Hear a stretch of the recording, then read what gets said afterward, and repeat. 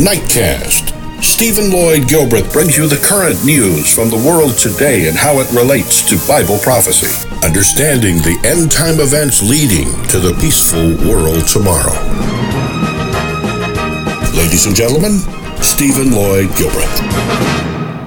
Good evening, friends, and welcome to this December 24, 2014 edition of Nightcast. Take two tonight. We had some technical difficulties when we first tried to begin.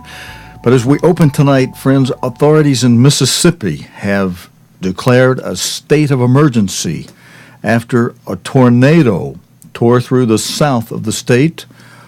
4 people have been killed, and thousands have been left without power. Laura Westbrook has this opening report. Aftermath of a deadly tornado, roofs ripped off buildings, homes reduced to rubble, and thousands of people without power. One of the worst affected areas was the town of Columbia in Mississippi. One resident tweeted pictures of the devastation, including damage to the local medical center. It was a pretty harrowing experience. You know, you drive in there and everything's pitch black, but you can still see on every side, you know, damaged businesses, damaged homes, people walking around what was their home looking for their belongings, just trying to figure out what to do next. And not a lot of words exchanged, really. Just I think a lot of people were still in a state of shock from what happened.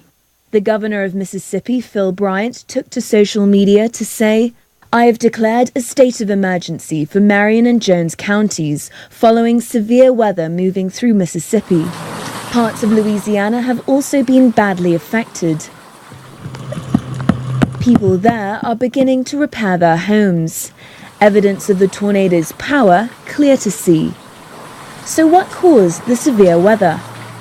Well, we've seen some pretty warm and humid air drawn up from the Gulf of Mexico on Tuesday. Cold air trying to nudge that out of the way. Those two have clashed to produce these explosive storms across the southeast United States. These ones produced 150 millimetres of rain in Tallahassee. It's this second batch here where we've seen those deadly tornadoes. And it doesn't look much better into Christmas Eve either. The storms are going to spread their way northwards. Much of the eastern seaboard of the United States seeing weather that could hamper travel for Christmas.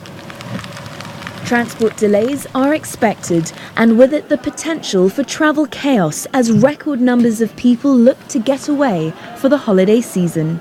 Laura Westbrook, BBC News. Friends, Laura Westbrook asked during that report what's causing this, and the weatherman came in and said, well, air up from the south comes in. Well, those are just the factors involved, but the cause, the real cause, is found in your Bible.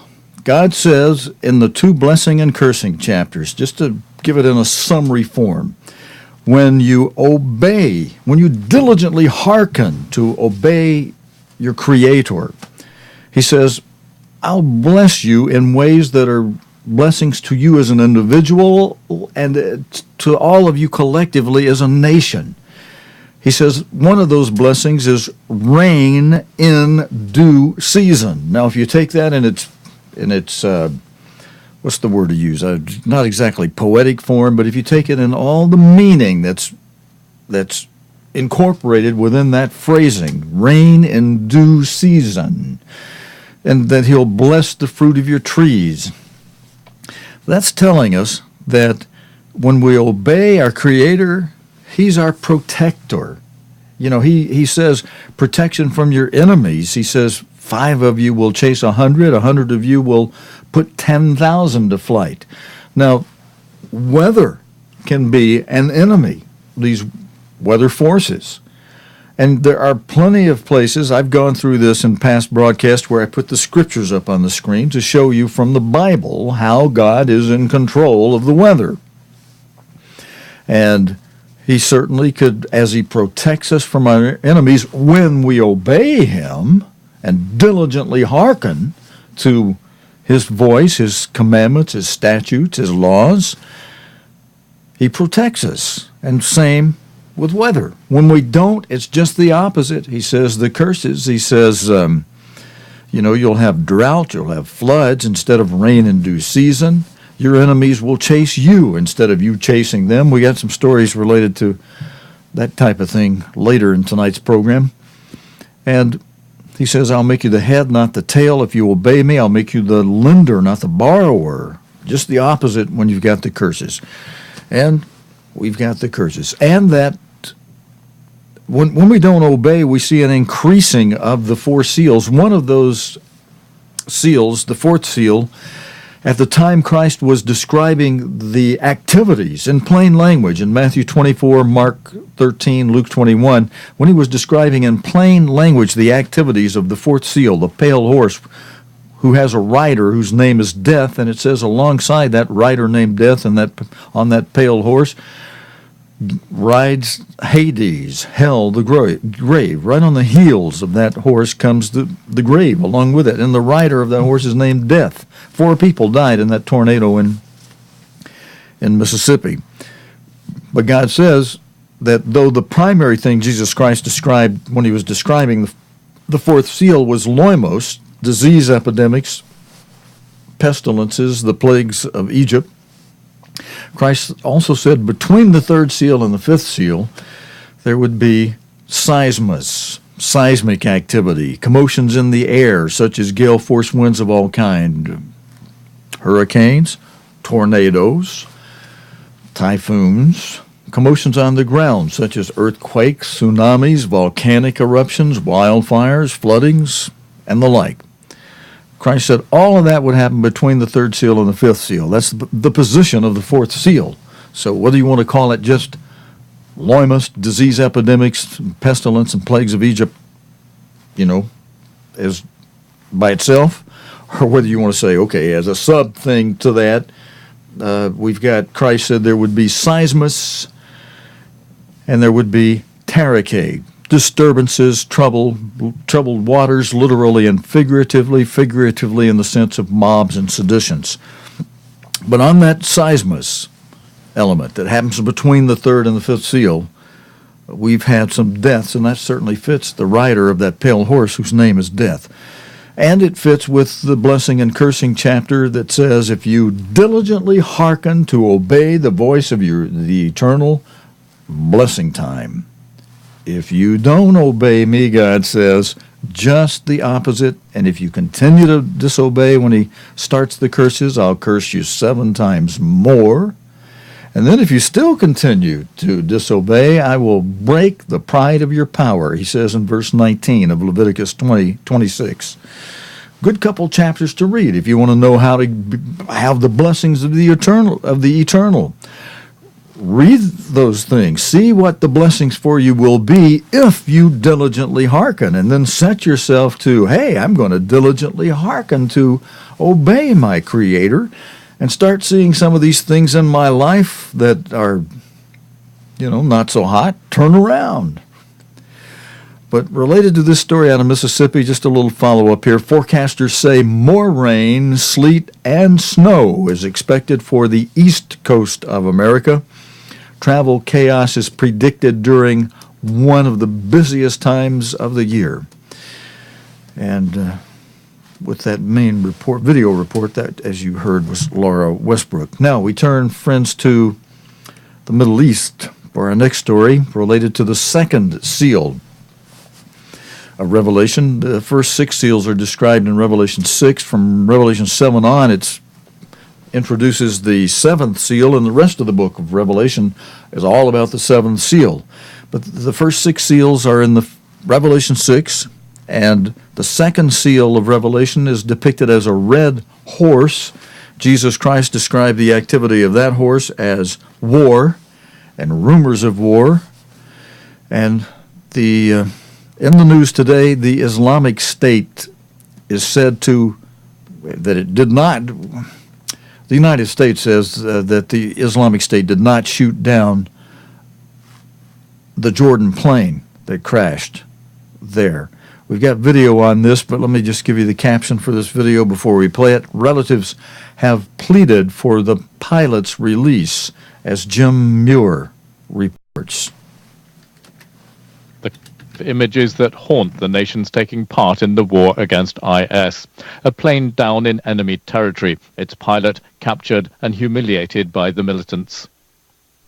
They were clearly jubilant. They offered prayers in thanks for this bounty and staged victory cavalcades to celebrate. In Jordan itself, a somber announcement from the military confirming the pilot's capture.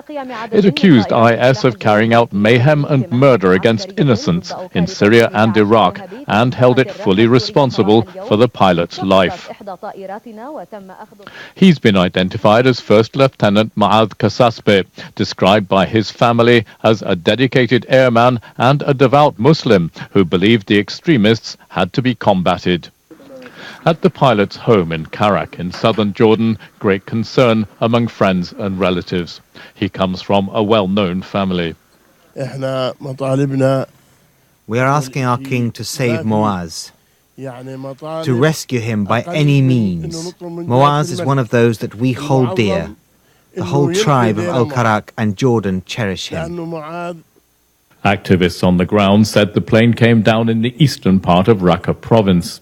Despite IS claims that it was hit by a missile, the American military insisted it was not shot down but crashed.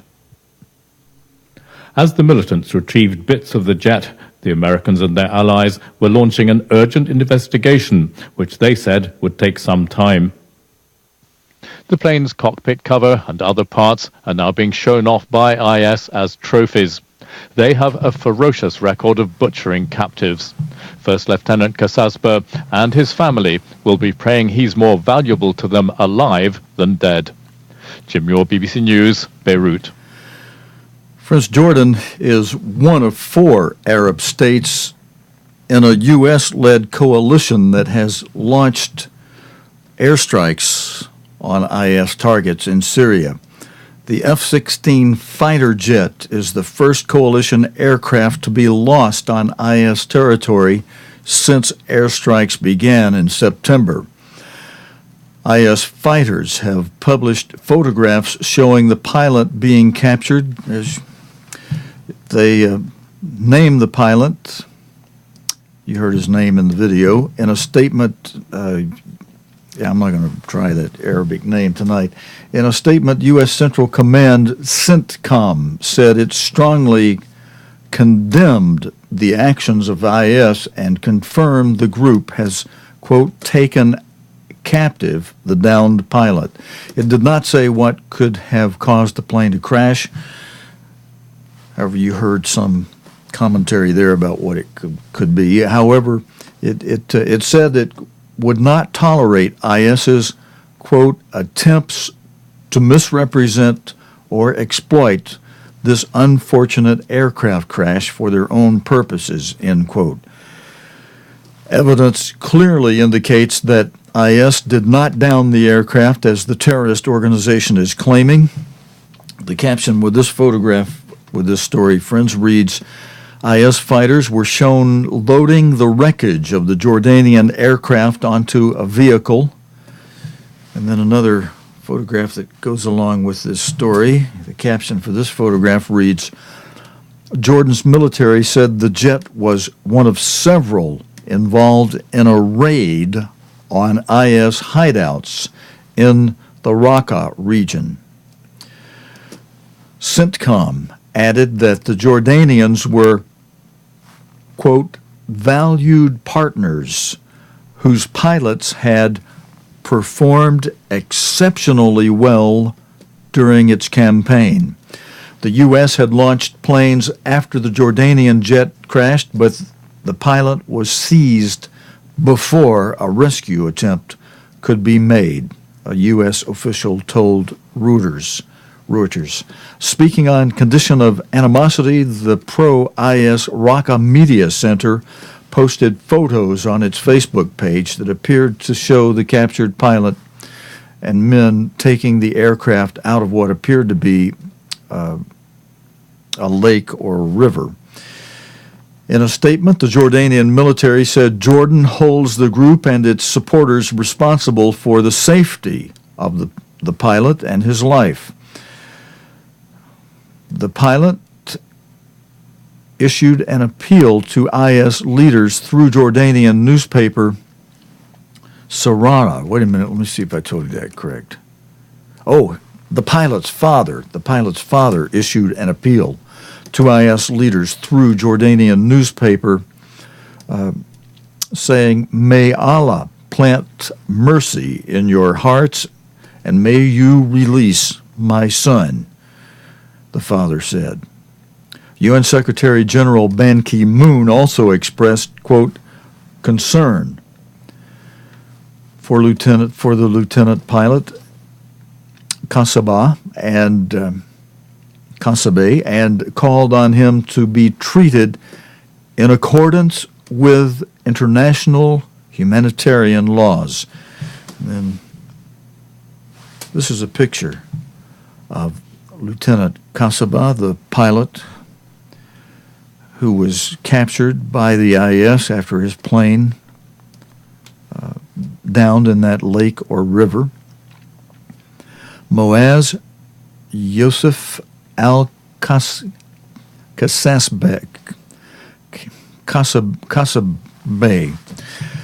born in the city of Karak in Jordan in 1988. He is 26 years old, has been a Royal Jordanian Air Force pilot for 6 years. He currently holds the rank of flight lieutenant.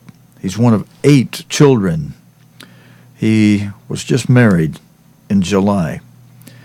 The Air Forces of Jordan, the U.S., the UAE, Saudi Arabia, and Bahrain have carried out hundreds of airstrikes on IS in Syria in the past 3 months.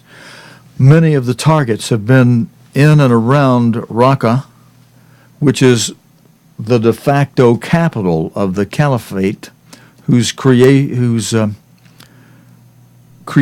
IS proclaimed in June. Correspondents say that IS is assumed to have a limited air defense capability.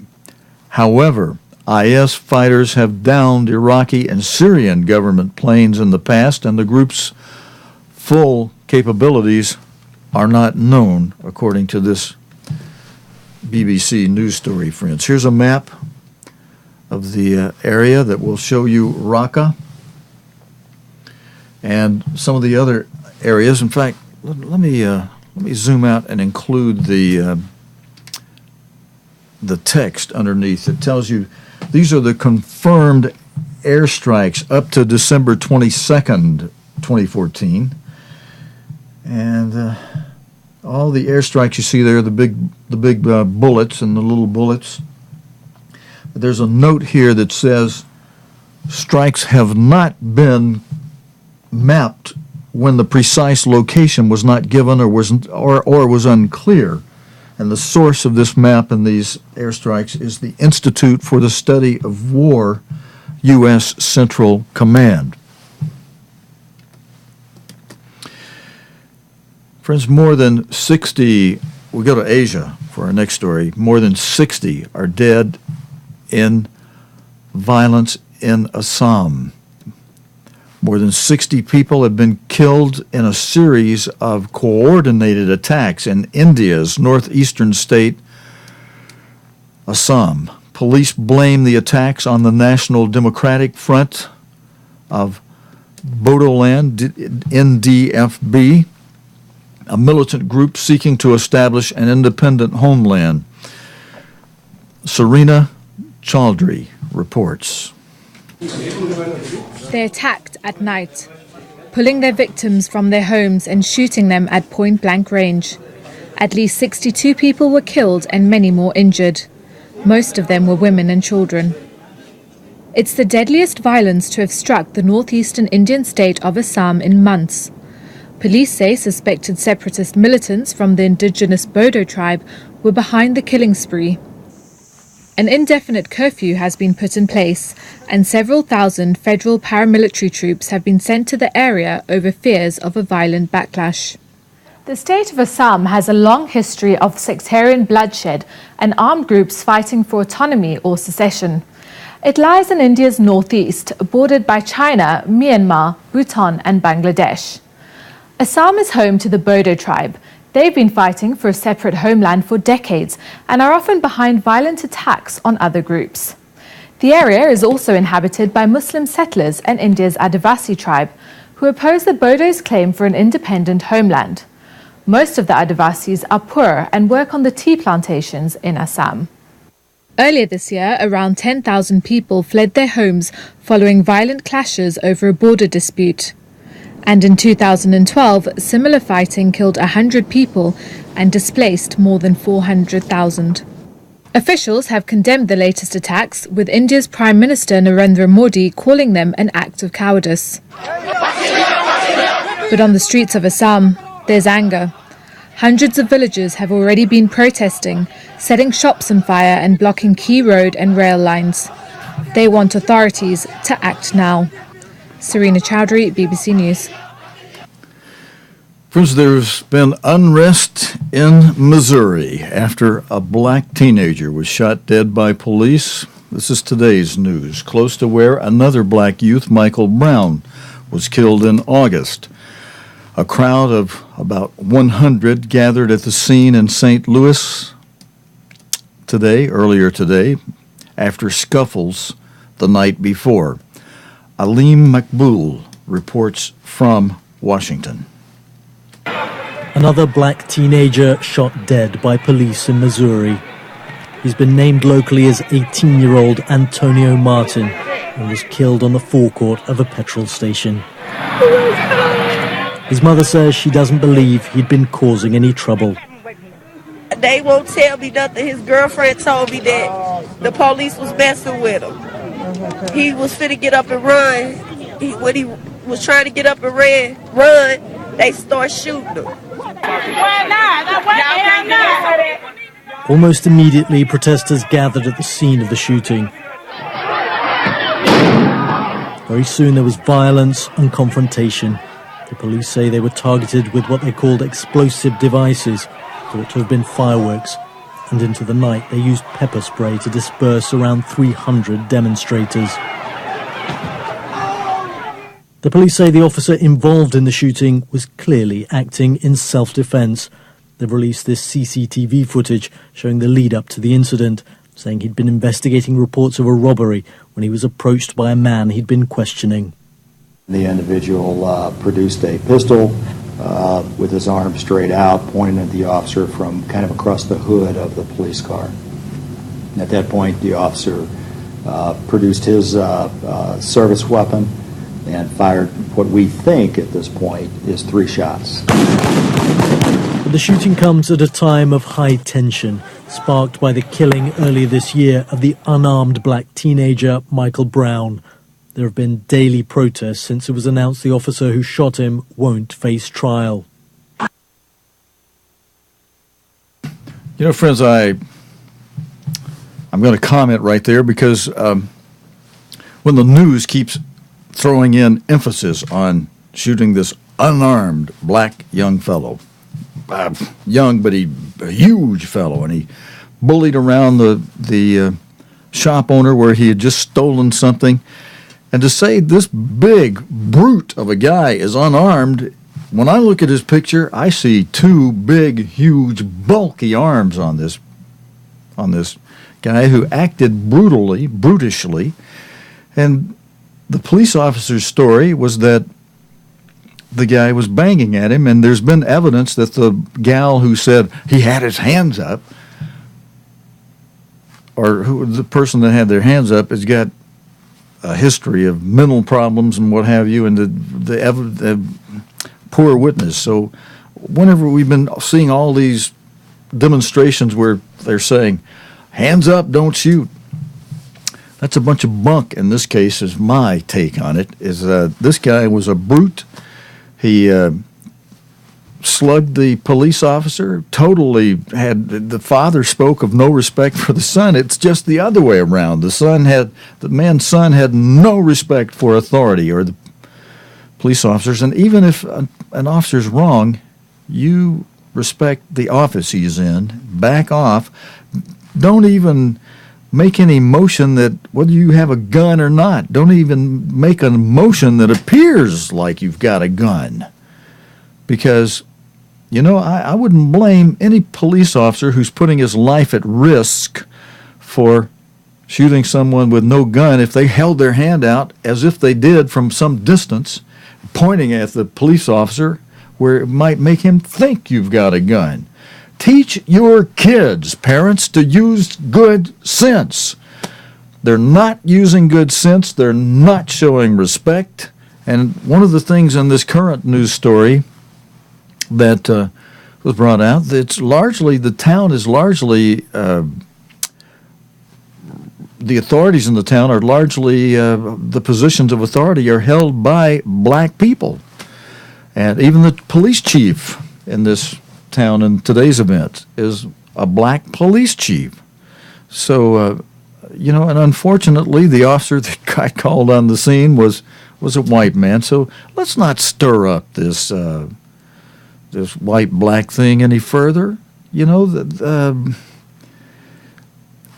it could as easily have been a black police officer, and it could have easily have been a white young fellow.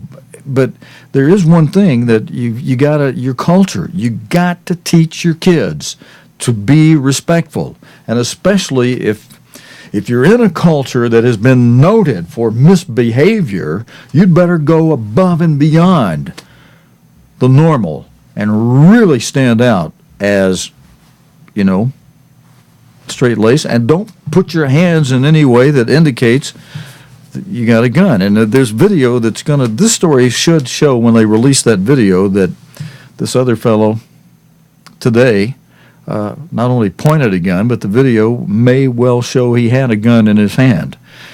So, but there's a little bit more in this story, but, you know, it irks me when you newscasters keep emphasizing this unarmed fellow. He's not unarmed. He's got two big arms, and he used one of them with his fist to smack the police officer. That is disrespect.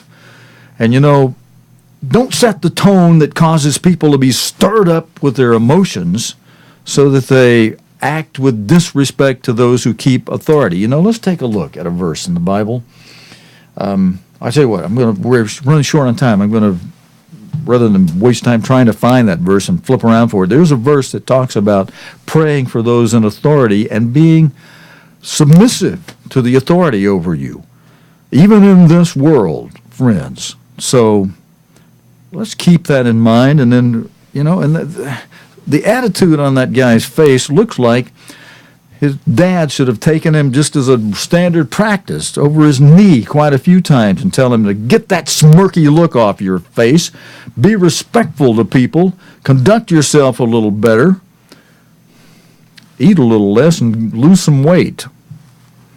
I'm sorry for picking on this guy, but friends, you know, in the Bible, when there's a kid who's obstinate, they take him before the elders and they stone him. And, you know, they don't create an atmosphere where besmirching attitudes are prolificated. But, you know, we're under a curse right now because people, all people in this country, even and race not just totally disregarded in this, people are not obeying our Creator. This country is under a curse. Just look at the fact that we are a debtor nation who keeps having to raise its debt ceiling. God says in those two chapters, Leviticus 26, Deuteronomy 28, I'll make you, if you're obeying me and diligently hearkening to the voice of the Eternal, I'll make you the lender, not the borrower. But if you're under a curse, you'll be the borrower, not the lender. You'll be the tail, not the head. And this nation, a big, high-debt borrower, and we're under a great curse. We need to be obeying our Creator who says, be respectful to the authorities. Don't even look like you're pointing a gun at them. And by all means, don't take your arms with your fist and sock a police officer. You know, that's stupid. That's going to get you shot. That'll get more people shot. Put your hands in your pocket or put them up. That's a lie. That was a lie about the man having his hands up when he was shot. Here's the rest of the story, friends. And the case of Eric Garner, a man who was choked to death by police in New York, added momentum to a movement calling for changes in the way police in the U.S. treat African Americans. All right, now listen, on that one I'm going to come back in defense of the man in that case who was abused. And, of course, you know, he resisted arrest, so that's a mistake and a problem. But there could have been a little some restraint there, certainly. So, listen, but even when there's abuse, if you got to be wise. Just submit yourself to the authorities. God will help you work it out, you know. He will help you work it out. Here's the rest of this story. This latest incident, only 2 miles from where Michael Brown was killed, is certain to lead to more scrutiny of law enforcement agencies here. A debate has been opened up on policing in this country, but there's likely to be much more confrontation before the issues are resolved. Olim Makbul, BBC News in Washington. Okay, all right. Friends, tonight is December 24, and the world, we take note of what the world does. Christians from across the world are gathering in the West Bank town of Bethlehem to mark Christmas Eve in the place they believe Jesus was born. Well, they may have the place right, but they certainly get the timing. There's nowhere in the Bible where God tells you when Jesus Christ was born. Nowhere in the Bible he says celebrate something like this. There are places in the Bible where he says the traditions of the people are vain. They deck this tree with gold and all kind of ornaments. And read Jeremiah 10. And in fact, I'm going to read just a little bit of that for you before we go to this story. And just also remind you that in Leviticus 23, when God wants you to know a date or to keep a day holy, he tells you exactly when that date is. Just take a look at Leviticus 23. He spells it out exactly what day and when a holy day begins. And other than the tradition of decking a tree, where did I say that was? I think that's Jeremiah 10. As a pagan tradition, God says, hear you the word which the Lord speaks unto you, O house of Israel. Learn not the way of the heathen, and be not dismayed at the signs of heaven, for the heathen are dismayed at them. For the customs of the people, verse 3, Jeremiah 10, the customs of the people are vain, or as the margin says, of no value. For one cuts a tree out of the forest, the work of the hands of the workman and the axe. Verse 4, they deck it with silver and with gold. They fasten it with nails and with hammers, that it move not. They are, verse 5, upright as the palm tree, but speak not. They must needs be born, because they cannot go. Don't be afraid of them, for they cannot do evil, neither also is it in them to do good. But there's the bulk of that. There's a Christmas tree basically described in Jeremiah 10 as God is saying, learn not the way of the heathen. That Christmas tree practice goes back to a pagan belief that Nimrod was sprung up after a death was sprung up overnight. And check an encyclopedia on Nimrod, you get the story on that. Celebrations culminate with midnight mass at the Church of the Nativity in Bethlehem. Thousands of pilgrims earlier crowded into Manger Square to watch a procession led by the Latin Patriarch of Jerusalem. The most senior Roman Catholic cleric in the, quote, Holy Land said he hoped 2015 was better than this difficult year.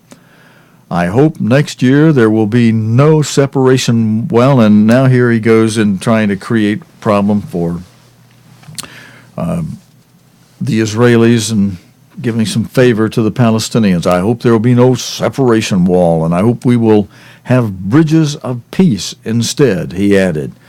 Naive. You know, he's in this naive to think that the animosity that Ishmael has for Israel is going to be so easily overcome. The cleric goes on to say, quote, "Peace comes from justice, and we have a cause which we hope will be solved soon." You know, the more they try to get in there and solve that, the worse they make it in many ways.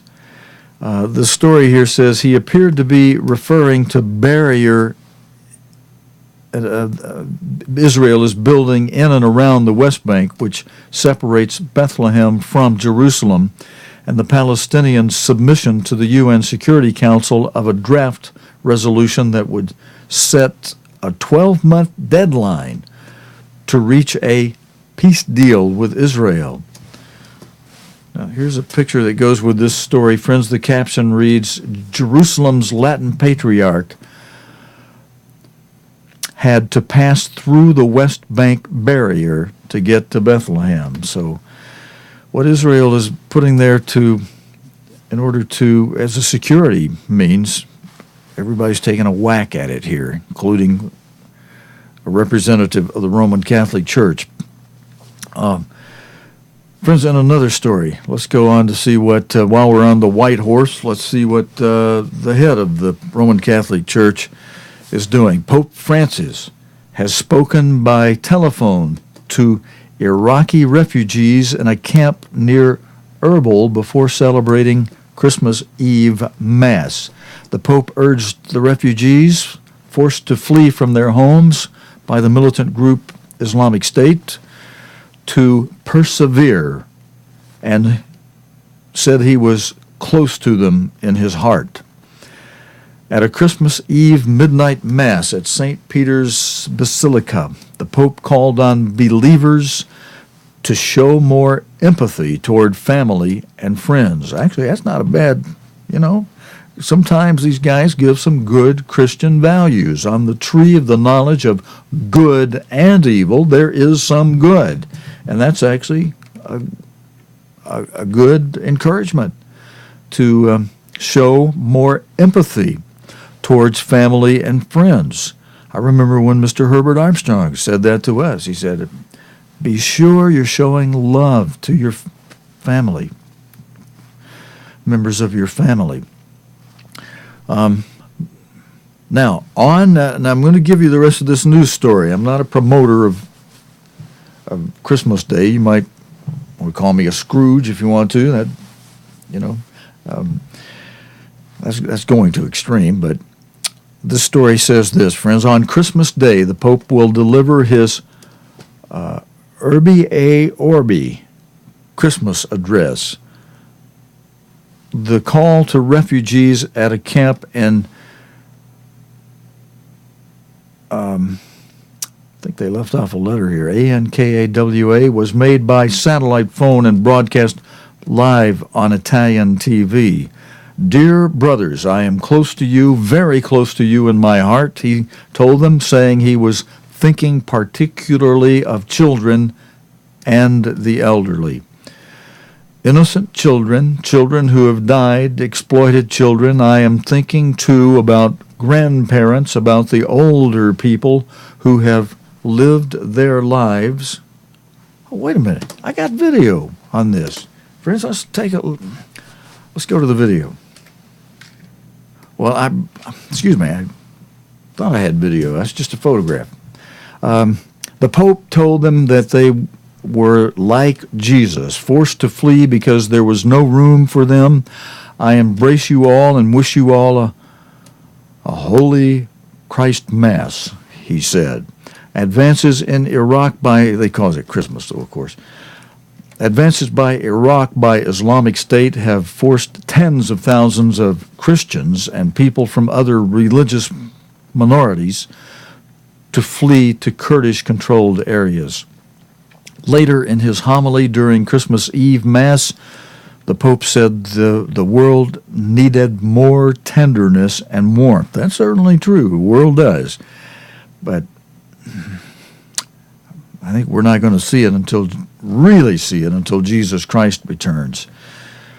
The question put to us, quoting the Pope a little further, the question put to us simply by the infant's presence is, do I allow God to love me, he said. Do we have the courage to welcome with tenderness the difficulties and problems of those who are near to us? Good Christian value message there he weaved into that. Friends, that is it for this Wednesday night. It's really an ordinary day of the week. That's the Roman name for the week. You know, if you count them up, Sunday, Monday, Tuesday, Wednesday, this is the fourth day of the week as God refers to the days of the week. It's the fourth day of the week. We're on the first day of the week, the evening of the first day of the week, through the fifth night of the week. So, but, you know, we're in this world. We have to use some reference to it. So that's it for this Wednesday night report. Friends, God willing, and the creek don't rise. We'll be back again tomorrow night, Thursday night, with the day's current news related to the Bible and prophecy here on Nightcast. Until next time, friends, your host, Stephen Lloyd Gilbreth, saying so long. Good night. You have been watching Nightcast with Stephen Lloyd Gilbreth. Nightcast can be seen Sunday through Thursday nights here on cogtv.org. Tonight's program is also available anytime on demand in the cogtv.org video archive.